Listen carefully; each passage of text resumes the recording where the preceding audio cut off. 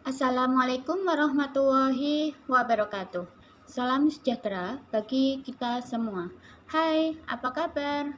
Berjumpa lagi dengan saya, Lia Rizky. Terima kasih sudah mengunjungi video ini. Jangan lupa like, komen, share, dan subscribe ya. Nah, di video kali ini kita masih membahas tentang cerpen.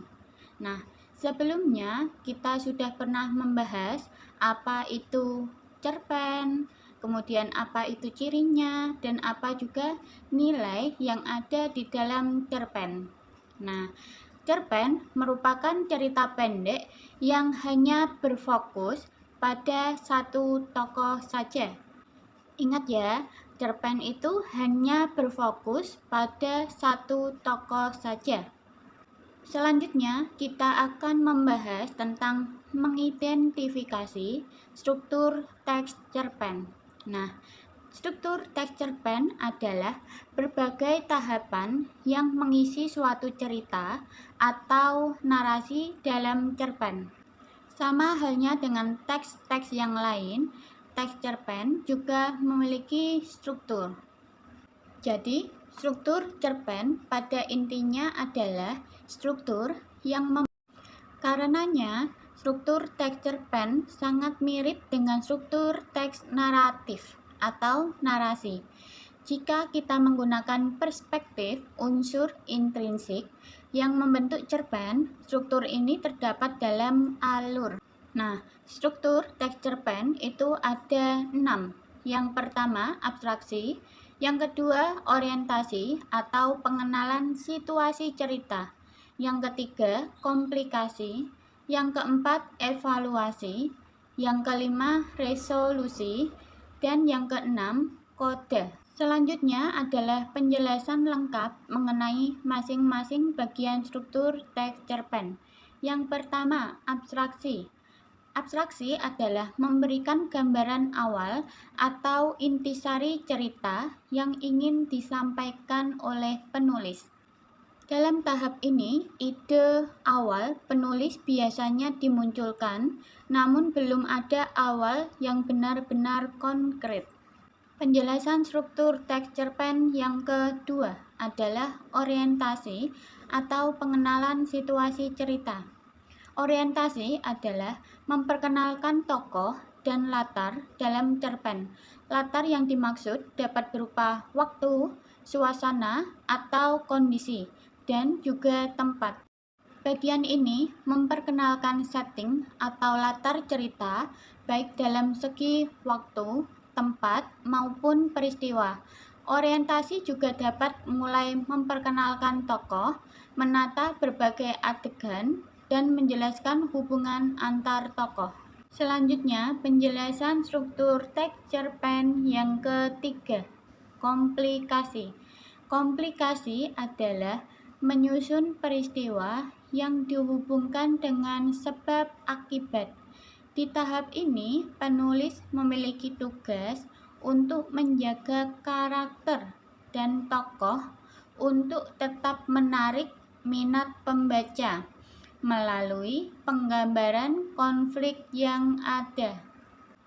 Nah, pada komplikasi merupakan bagian di mana berbagai konflik mulai muncul.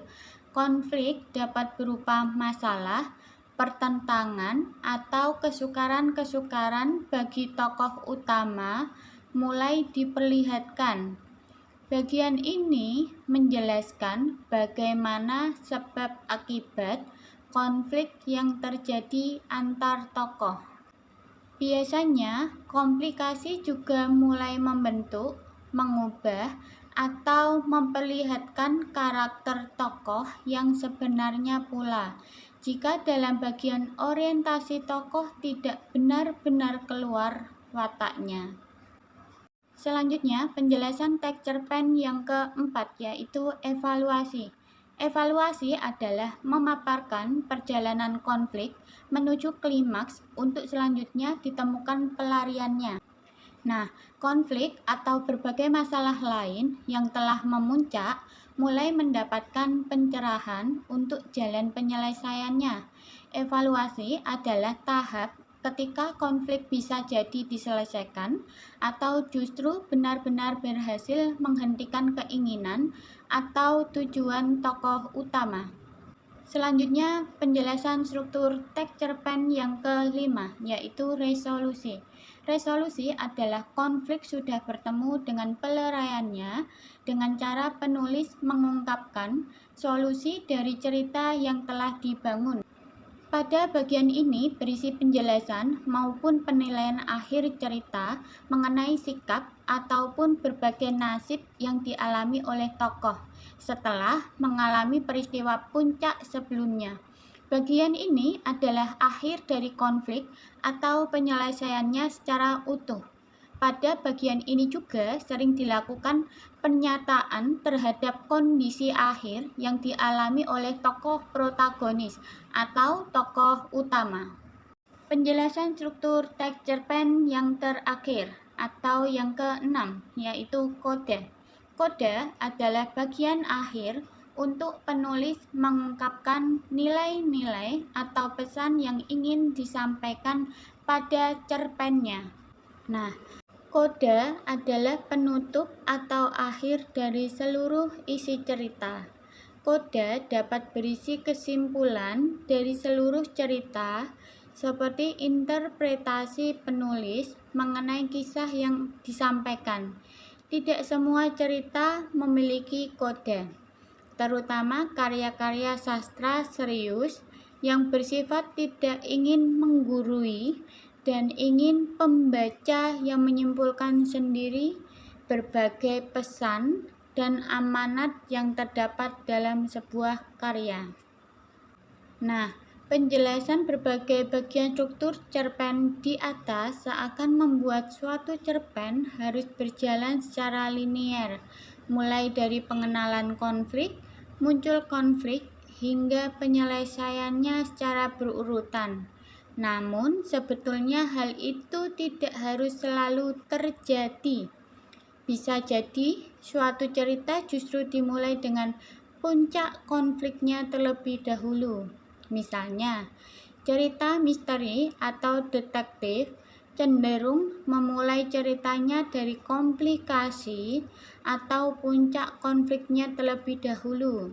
Setelah itu, baru dimulai orientasi untuk memperkenalkan tokoh detektif, para tersangka, dan korban. Pada akhirnya, resolusi mulai muncul seiring terpecahkannya berbagai misteri yang telah muncul di awal struktur cerpen. Intinya, susunan struktur sangat bergantung pada kebutuhan cerita, kreativitas, inovasi dari penulisnya sendiri. Jadi itulah pertemuan kita hari ini mengenai struktur teks cerpen. Terima kasih sudah meluangkan waktu kalian untuk menyimak video dari saya. Terima kasih atas perhatiannya. Semoga bermanfaat untuk saya dan kalian. Wassalamualaikum warahmatullahi wabarakatuh.